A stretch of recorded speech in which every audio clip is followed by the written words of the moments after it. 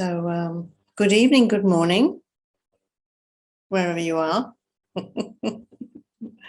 Lovely to be back after a few months away. I've kind of clicked in with everybody here, except Erica. Have I met you before? I'm not sure. I don't think so. I think it's the first time. This is new for you. Okay, well, welcome. I don't know if Be Your Own Therapist sessions is new for you, but basically No. No. Okay, well, they're pretty relaxed. I don't know how other people do it, but the feeling I get is that it's often more of a conversation. But the way I've been doing them is to start off with a meditation and then kind of put something out there and then open it up and see what comes back, really. So that's what we're going to do this evening. And just to say, I believe I've got 6 weeks, this little slot, the rest of November and the first 2 Tuesdays in December. So that's nice. We can develop something if we wish to, yeah? So be your own therapist, such a vast area in Buddhism. That's what it's all about, actually, and beautifully entitled by Lama Zopa in a little booklet he wrote, Be Your Own Therapist. So he always knew how to bring everything right up to date and relevant to us. So let's start by just relaxing, taking a few deep breaths. And we'll do a short mindfulness meditation.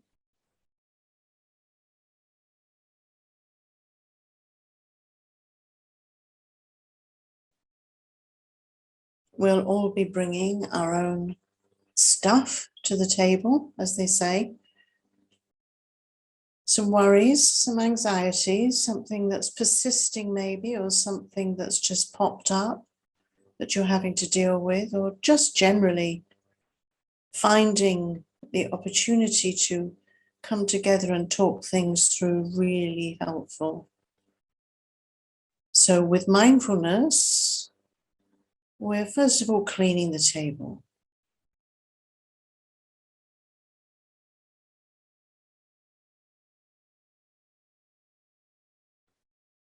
So we become aware of the clutter.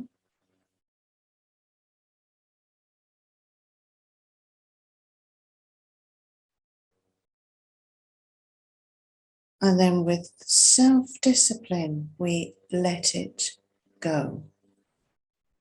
We just we take it off the table. It doesn't necessarily go away, but we're just making space, nice, clean, clear space in our minds.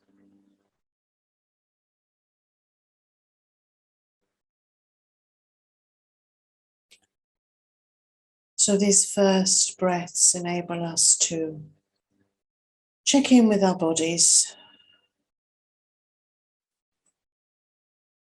find a posture, relax those shoulders, jaws, and anywhere else we find tension, we just breathe into it.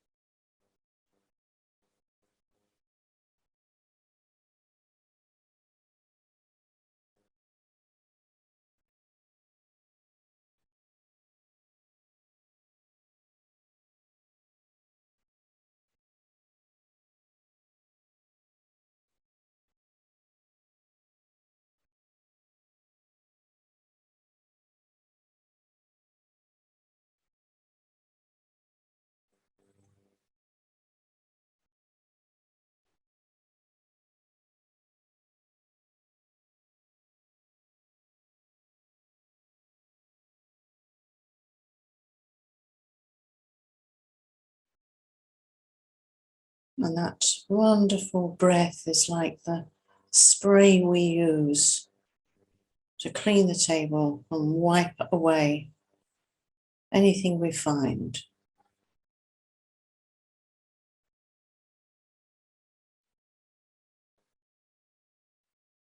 So as we breathe out,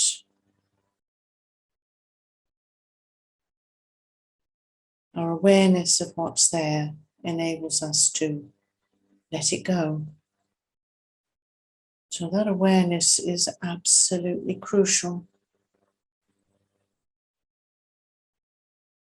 Otherwise, we don't even see what's there.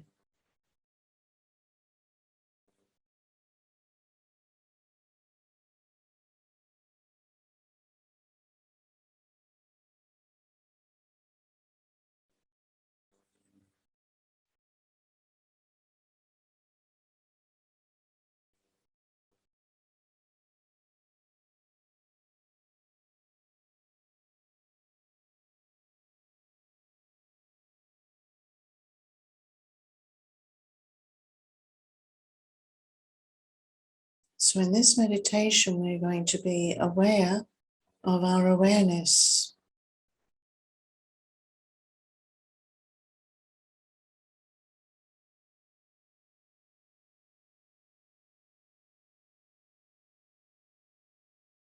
And until we turn inwards and become familiar with our minds through meditation, we're unaware.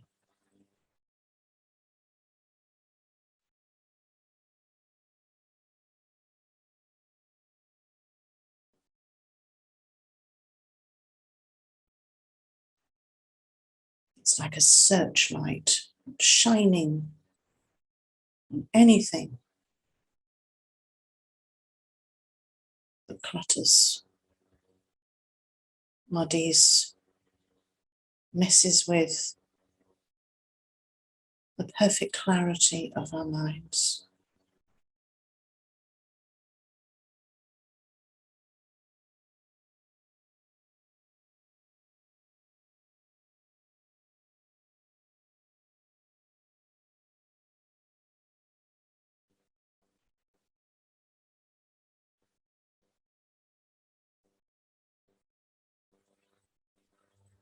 To bring that searchlight down to your heart and let it shine out. And just be aware of your body, the weight of it,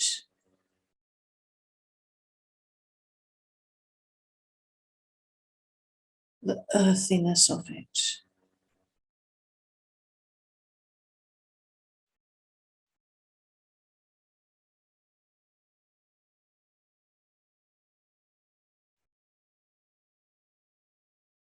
The pulsating rhythm of it.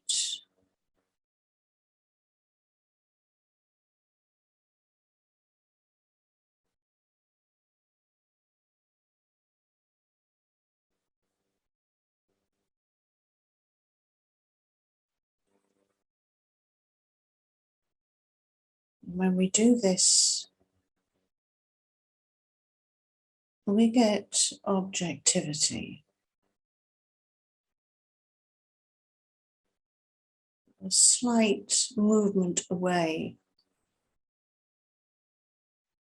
from identifying with all its physical manifestation.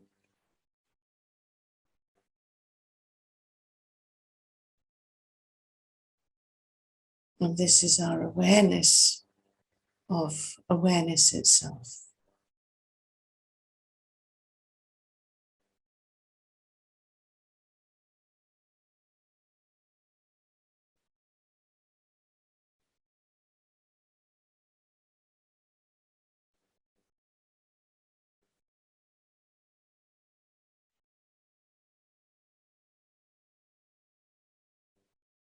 And in the same way, any thoughts or emotions that arise are similar.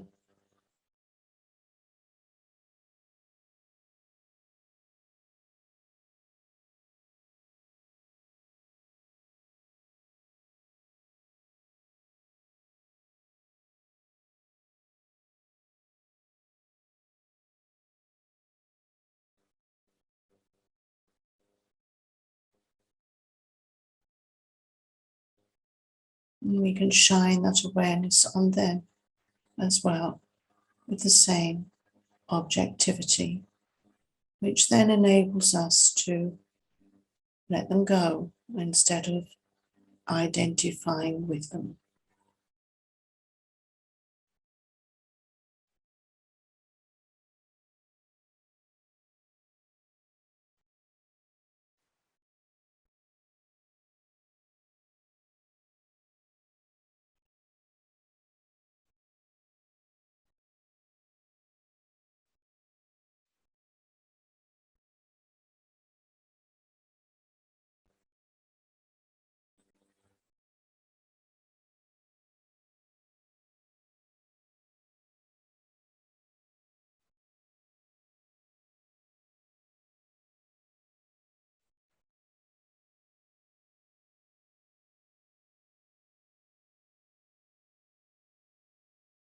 Awareness of our conventional self.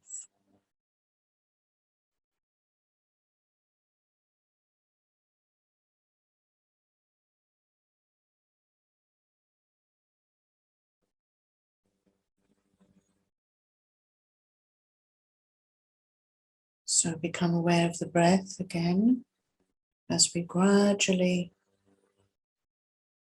bring our meditation to an end. We very gently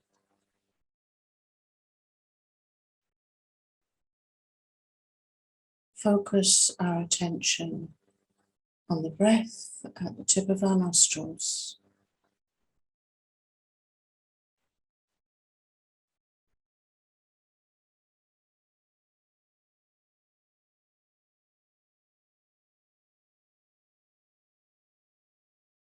And experience the cleanliness of the table.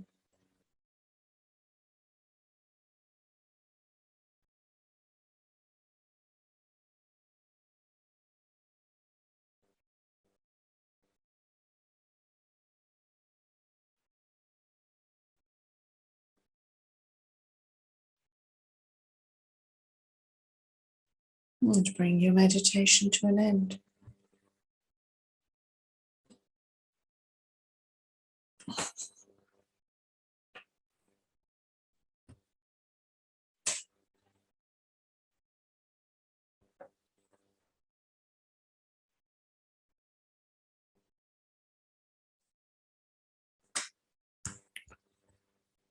Okay. So this evening, I thought we'd start by just really going right back to the beginning of the Buddha's teachings and just look at this word, Buddhism. Now, I don't know if you call yourself a Buddhist, but you're certainly turning to the Buddha's methods to help us understand ourselves and deal with our reality. So it's a kind of difficult word for a lot of people because it immediately brings up ideas of images, statues, and then perhaps monks with shaved heads and everything that is slightly a bit Eastern and not really feeling like neuroscience. But the truth is that, of course, neuroscience is very much in agreement with Buddhism. And this is why practices such as mindfulness, which enable us to let go if I cut because it's telling me my internet connection is unstable. So just do that and I'll stop talking. No, okay. It's gone now, so it should be okay. So that was an interruption, but I just got the message and I was afraid you might miss me. So what we want to do is to be really sure that when we're using the term Buddhism, that we're not necessarily associating it with anything that perhaps has become a religious practice if you are a religious practitioner. Because Buddhism initially was practiced by the Buddha, who himself was a Hindu. He was a Hindu ascetic towards the end, and then he became enlightened. And then it was gradually labeled Buddhism, enlightenment. He did not teach people to have statues or to even say mantras. He did not teach people to have imagery and to bow down. He taught psychology. He was the first psychologist, really, without ever having qualified to be a psychologist. So really be clear on that, because becoming your own therapist, in the words of Lama Zopa that we still use, is really what we're practicing. And everything else that we do supports that practice. And if it doesn't support that practice, then no matter what we call it, it's not helping us. Okay? So in terms of practicing Buddhism, the Buddha was saying, we all have the potential to become enlightened. Okay? Now, to be enlightened means to be awake, full of light, full of goodness, full of destructive state of mind. And that, of course, is an incredible state to achieve. Is that when we get involved in anything, in any religion, in any group, in anything that we think is going to benefit us, is we enter on, instead of a path to enlightenment, a path of developing more ego. Yeah. So the ego is really what is always there, and which we utilize, but which we have to be really clear is, because in any sphere of life, you can see many, many stages of people developing goodness. But along the way, if you're not really careful, the ego gets in the way, and it becomes a path of enhancing the ego. So this ego, the Buddha labeled ignorance, actually. He said that we all have, we don't have wisdom, we have ignorance. And this ignorance is of the way things are, the nature of reality. And that ignorance is manifest in our ego's wish to be this solid self, to somehow be something in the world and something to others. And his teachings were all about, actually, it's letting go of that solidity that will, ironically, find us the peace and the happiness that we want. So at the beginning of these sessions with you, and I'll see how they go and how you respond to them, because I want to be very fluid with this as well. It's the nature of the sessions. I thought it would be really useful to keep coming back to this idea of, are we following a path to enlightenment, or are we kidding ourselves and we're actually solidifying our ego? Now, the ego attaches itself to anything which enhances itself. And if it doesn't enhance us, then we have aversion. So attachment and aversion come out of the ignorance. I don't know how things are, but maybe if I do this, or I join with this group, or I follow this man or this woman, or I do what society says, I'll find me. I'll solidify me. That's what'll happen. That's attachment. And then when that stops working and that person turns out to be a false guru and this path seems to be crumbling around me, then I'll go, oh, it's the wrong thing to attach myself to. And aversion arises.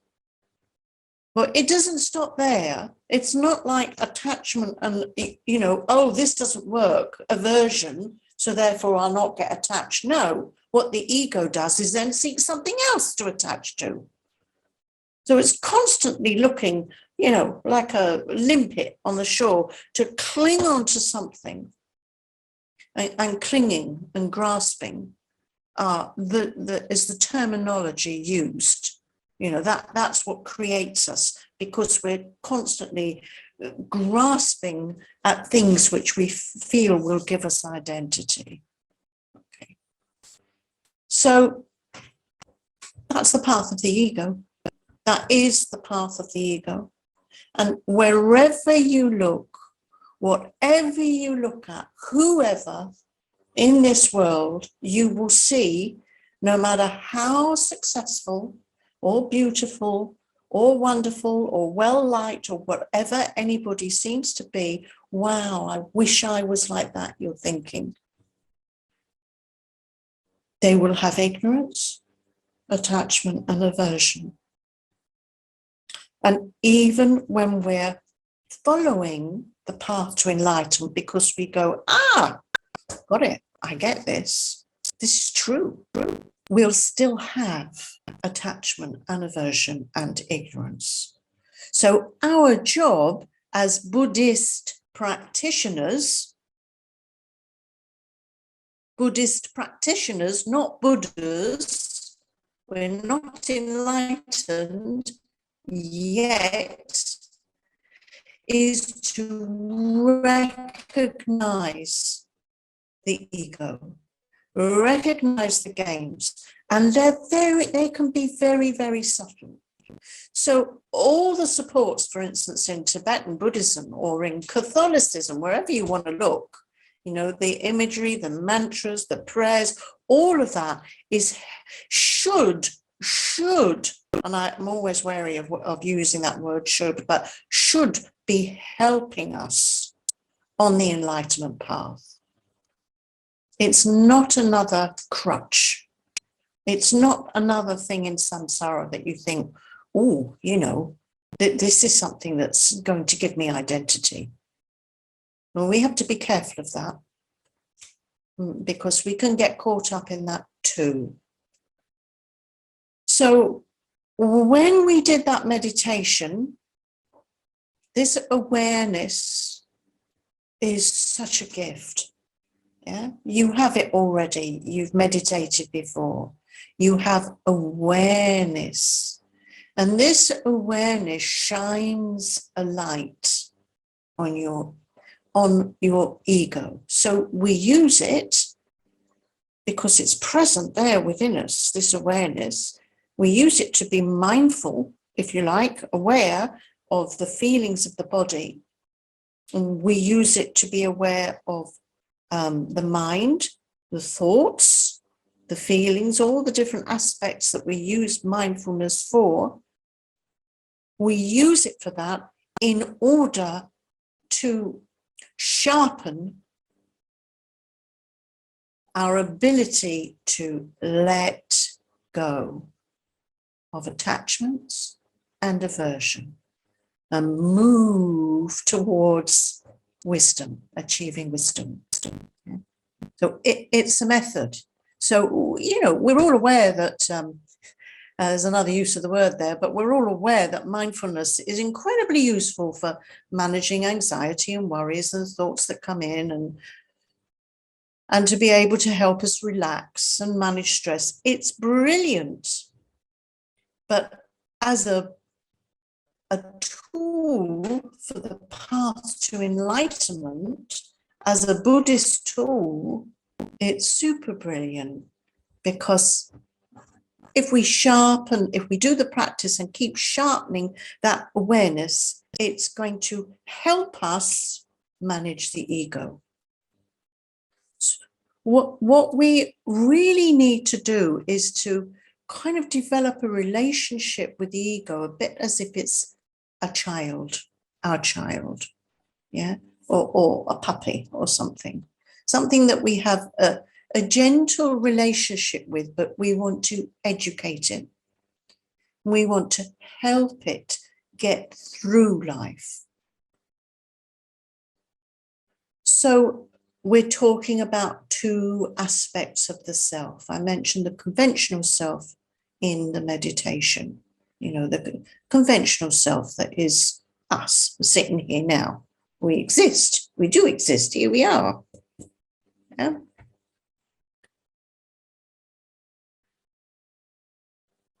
But the conventional self it is enabling the ego. And the ultimate self,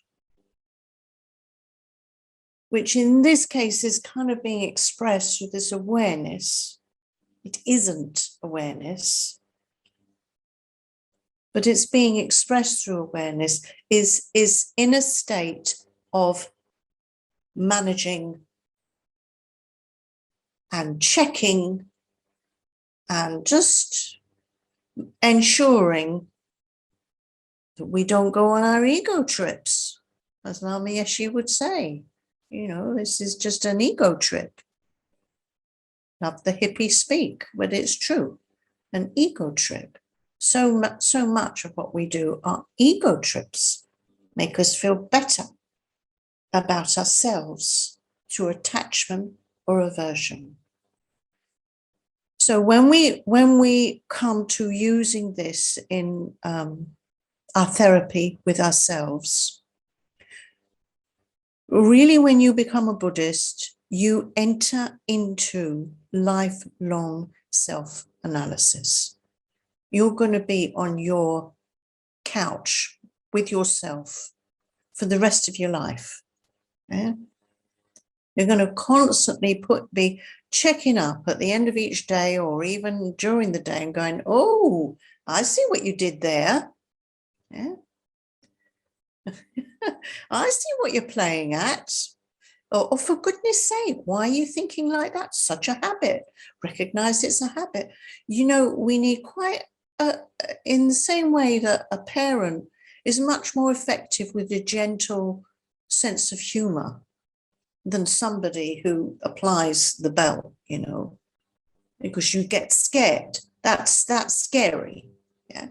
A tough parent is scary, and you're more likely to lie to them to get away with things. But a parent who wants to help you and shows their love and compassion, that's the kind of parent you want. That's the kind of awareness you want for your ego. To just to lighten up with it. Because if we're too hard, then if we're going to be hard on ourselves, we'll be hard on others. If we're critical of ourselves, we'll be critical of others. If we're gentle with ourselves, then we'll be gentle with others, because we're all dealing, all of us, every single one of us, with an ego. An ego which is playing all kinds of tricks. Its habits, its tendencies, its delusions, its illusions about itself, what it really thinks will make them happy. They're children. The ego is a child, a very needy child. So in the same way in the meditation that I suggested, you just get a little bit of distance, your awareness, just notice the body. It's just a physical carrier of your mind, right? Just notice it. All its weird, this, that, and the other going on, the feelings, the heaviness. It's like an overcoat, isn't it? It's quite heavy. You can imagine if the mind is liberated at death or whenever, that it'll be like taking off a coat, yeah? Light. That's what we've got within us, this light. So there, I think that's it really. That's all I want to say.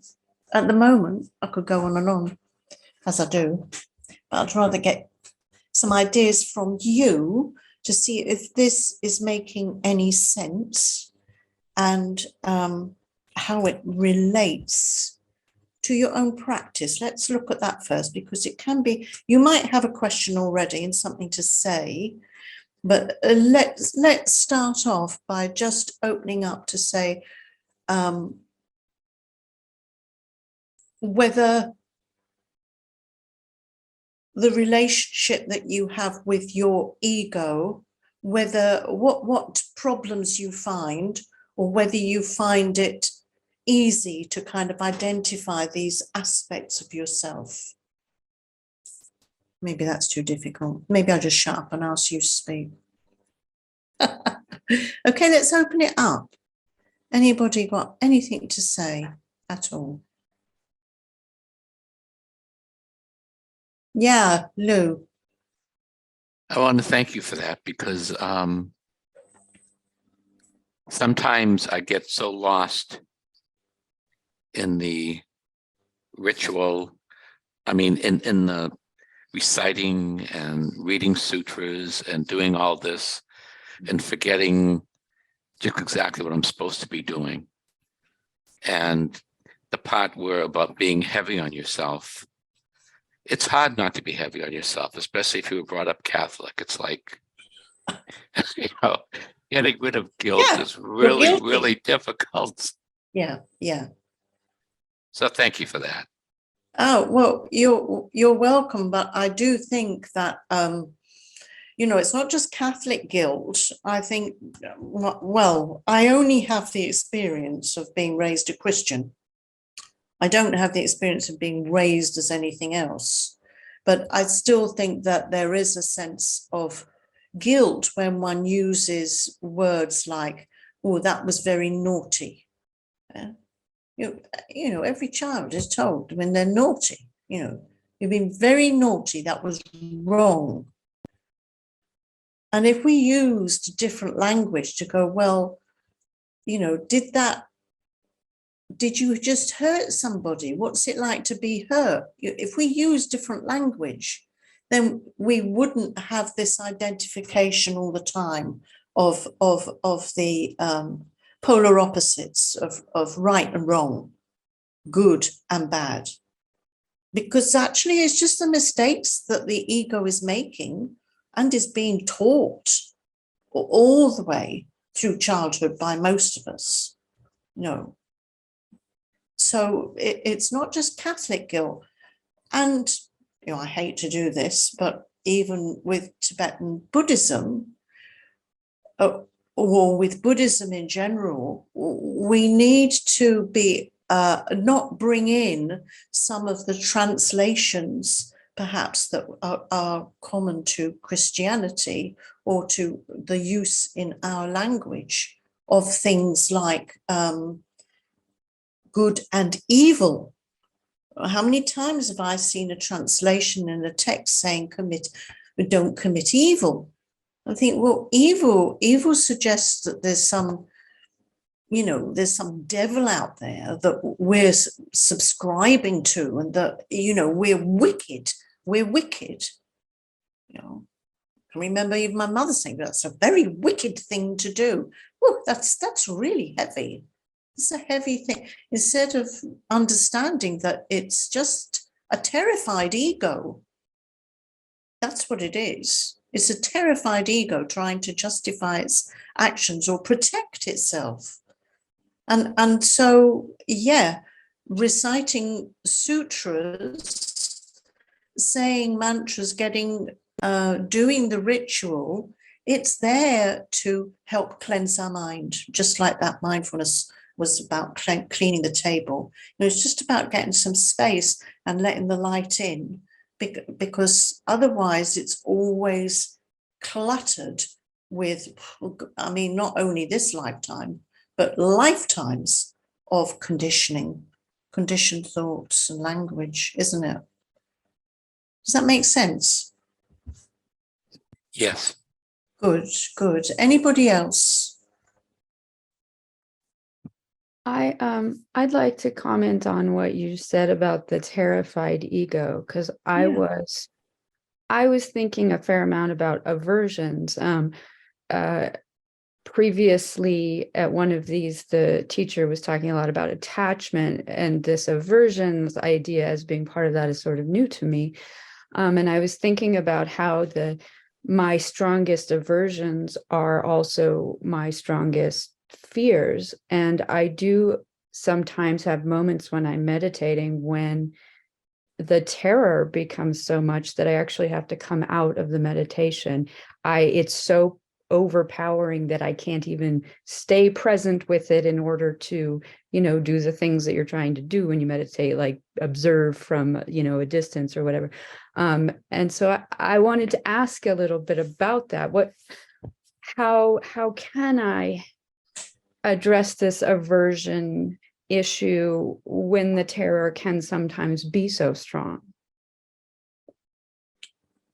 Well, I think it would be easier for me as well to actually use an example. So if we consider a specific fear, perhaps the fear of not existing, shall we use that? Yeah.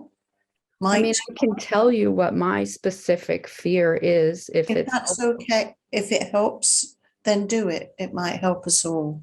It might help. Well, my mother did pass away about a year ago, and she spent much of her life with a severe and terrible mental illness.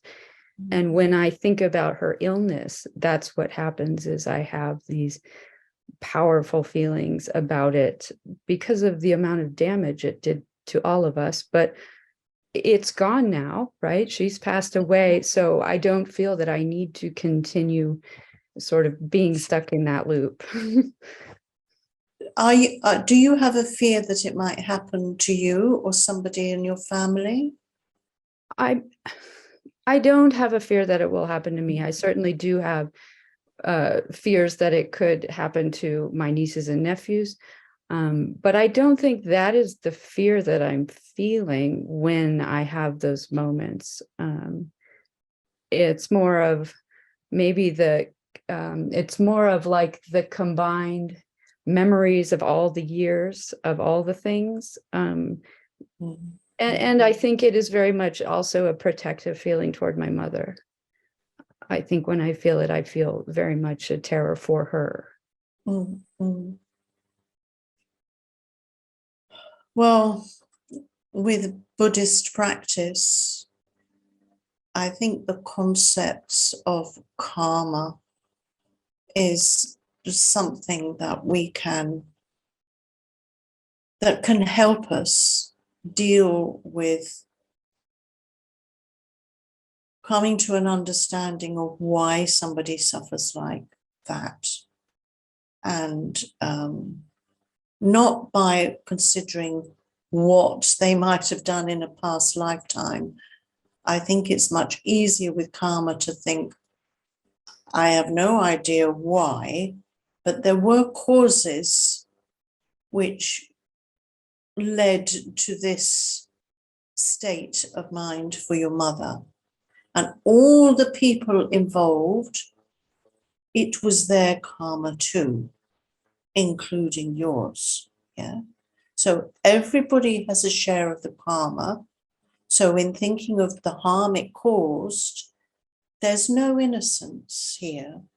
There's no, when one understands karma, we all accept that somehow we have created this situation. So if a parent has a stroke and then we have to look after them, it's not a state of mind which thinks, oh, it's only because of them having a stroke that my life is so miserable. It's I am involved, and for some reason, I need to look after this person because that's my karma. Yeah. So karma creates a real deep understanding of karma, creates acceptance. And I think what we struggle with terrible fear and aversion and terror have come up, is that somehow we're not accepting it. We're not accepting that it had a place, that there was a reason, and that now it's finished. It's certainly finished for your mother. The karmic brain and body of your mother has gone. And with it, while you're being terrified, she could easily be very blissful somewhere, or unaware, or happy, or you know, it's not like it's continuing for her. What you're doing is allowing it to continue in your mind. Yeah. So I would suggest that one healthy way of dealing with it is to accept. Think about that word acceptance, because terror and fear is trying to, oh, that was a terrible thing. Well, it's empty. It's gone. It's past. It's not there for your nieces and nephews. It happened. It was part of everybody's life. We can healthily move on. It's finished. Yeah. And that might help. What do you think? I see how that could help. I feel like maybe that's the key awareness that gets lost when I get sort of overwhelmed by the fear. And if maybe I can hold that in the space with me, it can make a big difference. Yeah. I hope so. And also, you know, generate compassion, you know, for yourself and everybody who has been involved in it. And one thing that I think is very helpful whenever we are in a state of depression or anxiety, that we just say that lovely little prayer, which is, may no one ever suffer this pain. May no one ever suffer this mental illness. And in doing that, the ego is dispersed because we're thinking of others. Yeah. So both of those practices, acceptance and compassion, might help. So give it a go. Yeah. Thank you. Yeah, you're welcome. Anybody else?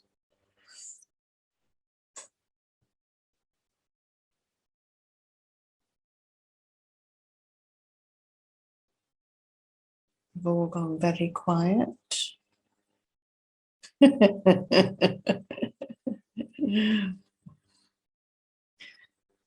Tell me something about this this little teaching this evening that resonates with you most, where you've gone, oh, I'm going to write that down, because some of you are writing things down.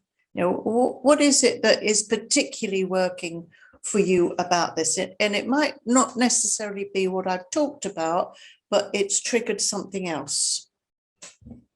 Somebody give me something.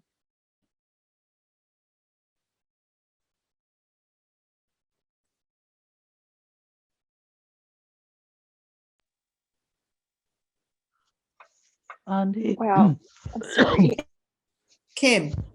Yes, Ondy. What really, really very simply said by you, but for me it carried great weight, is that there's no innocence with karma. There's always a reason.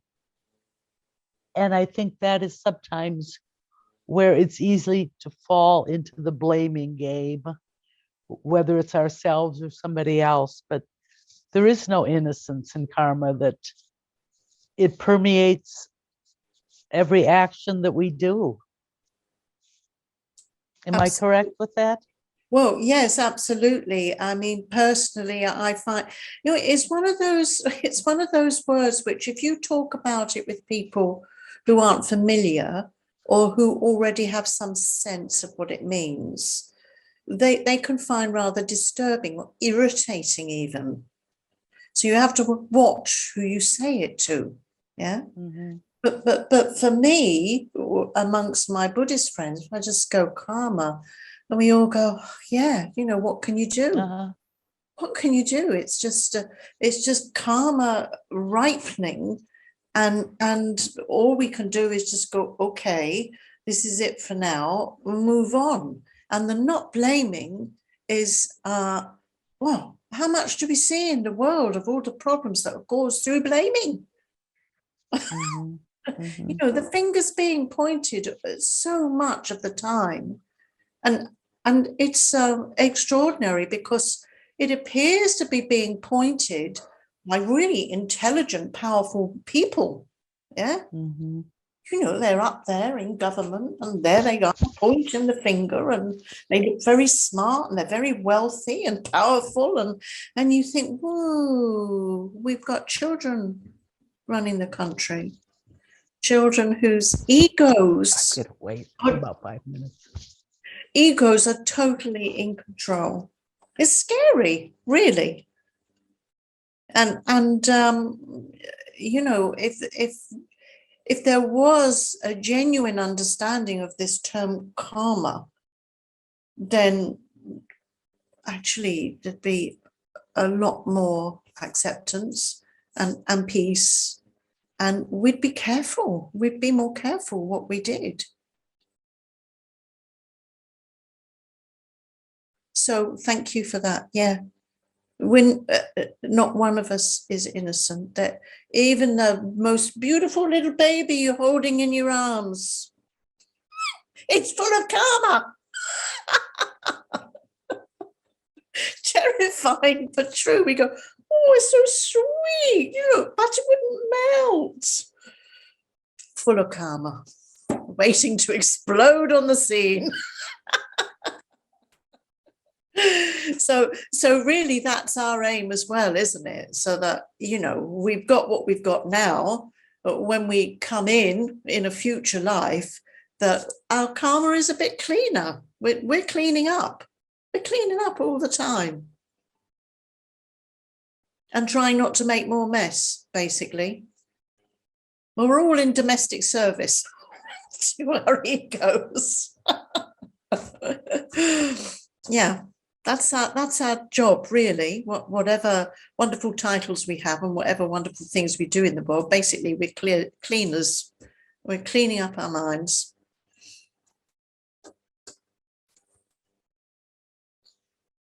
How's this doing for you, Maka? I'm calling you Maka. I presume you're Maka. Yes. Can you hear me? Yeah, I can hear you. I'm taking all of this in, and then I guess I'm kind of wrestling with the word ego, and I'm just reminded of my my experience when I was teaching at the community college. I was teaching First Nations people in Canada, and these are people who the generation before them, their relatives were sent to the boarding schools, to the residential schools. And many of them were abused sexually and otherwise by the Roman Catholic priest and the government. So these are people who are kind of on the low range of opportunities and life in Canadian society, right? Yes. And I was working with them in a life skills program.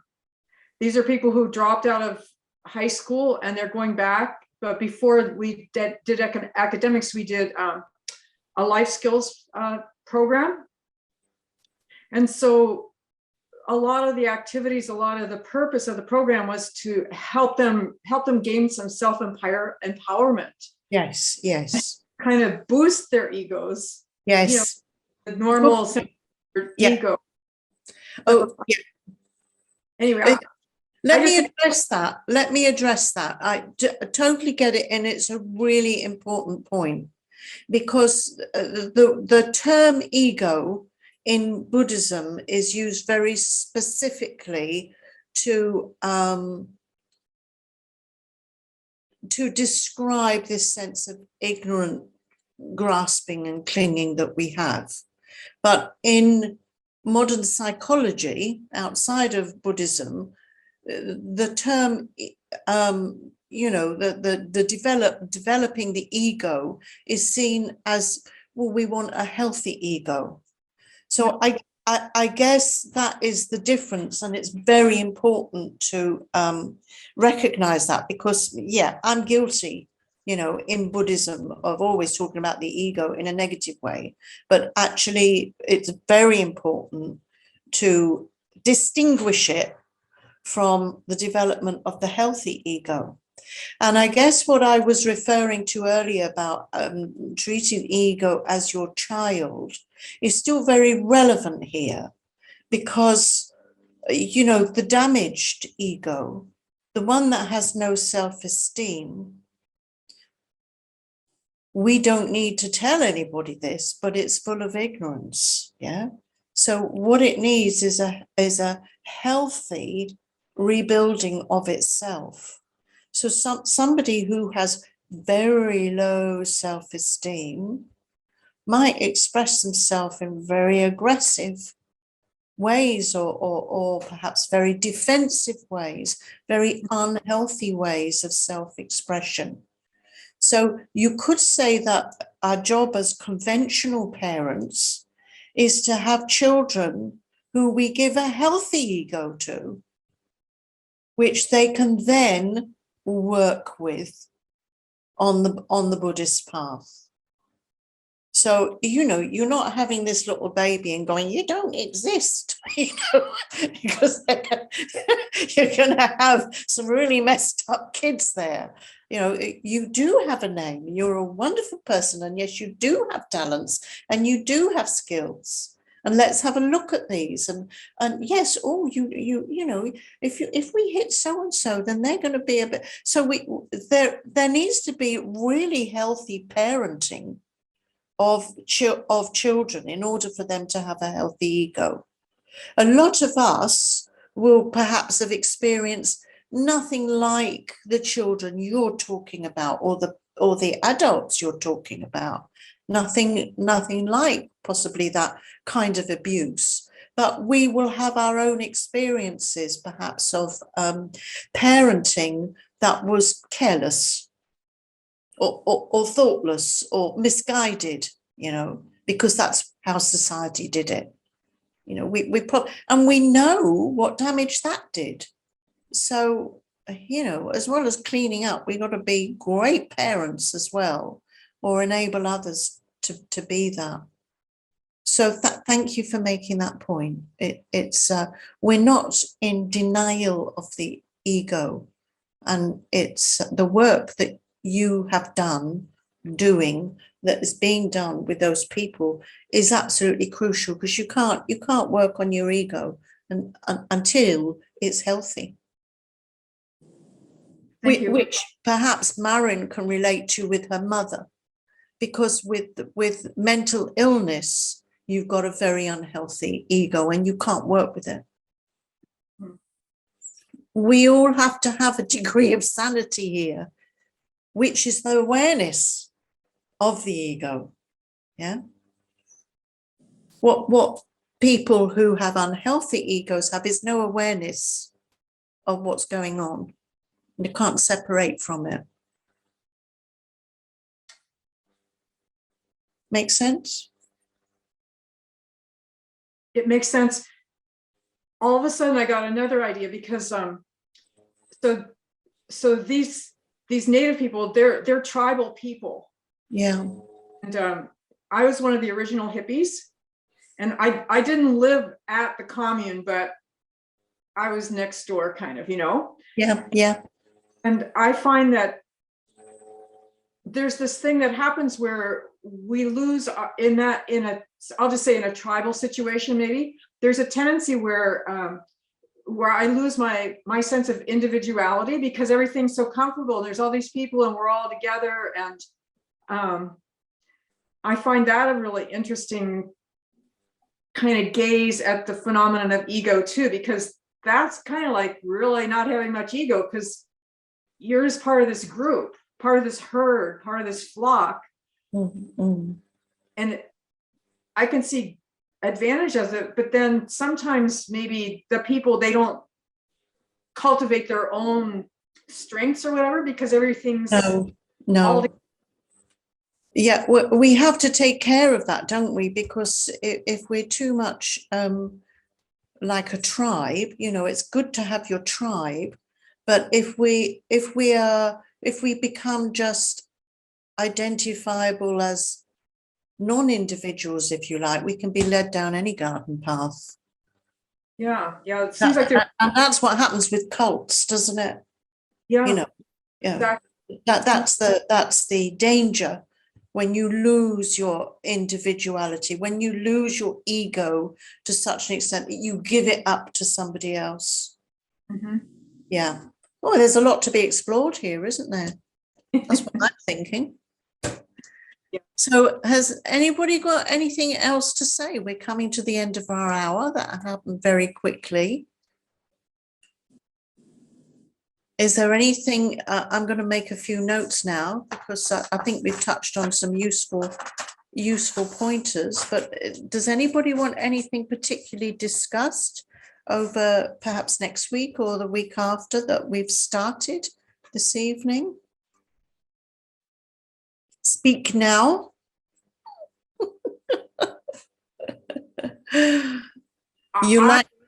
Maka? I'm just kind of flipping out. Oh, what about the notion of pets? Like I happen to be in a city right now and people are walking around with their dogs, and I just noticed like people project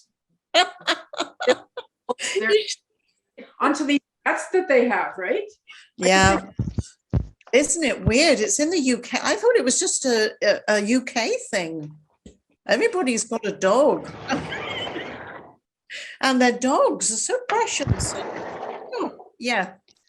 Okay, so when you say about pets, it's not that they're not precious, but what you're saying is that people express themselves through their pets. It's like they're behind their pets there. It's part of their identity. Can I tell a quick story? So I had a friend, and her dog had died a couple years ago, and she was thinking about getting a puppy. So she got a puppy, and I was visiting her, and this little wild puppy went after my special wool sock. And I told her that I'm not really a fan of dogs, so she knows that, and I'm doing my best, right? Yeah. The dog went after my sock, and I said, "Hey, you mutt, leave my sock alone." Well, she's not my friend anymore. She won't talk to me because I used the M word about her dog, her puppy. Okay, I've made a note. We'll have to come back to that one. If anybody's got any pet or puppy dog issues, I have to say it resonates with me. Just fun, just some fun. Oh dear, thank you so much. It's time to go, and it's Tuesday morning for a lot of you, I know. Anissa and I will be getting ready for dinner, I think, but it's been lovely to connect with you all. I hope you have some food for thought, and we'll carry on with the exploration of ego related ideas. Yeah, and we'll come back to pets next week. Oh dear. Thank you so much, all of you. Lovely to see you all again, and thank you very much to Lou for hosting this. Thank you all. Okay, I'm going to say good night because that's where I am. Bye. Yes, thank you so much. You're welcome. Bye.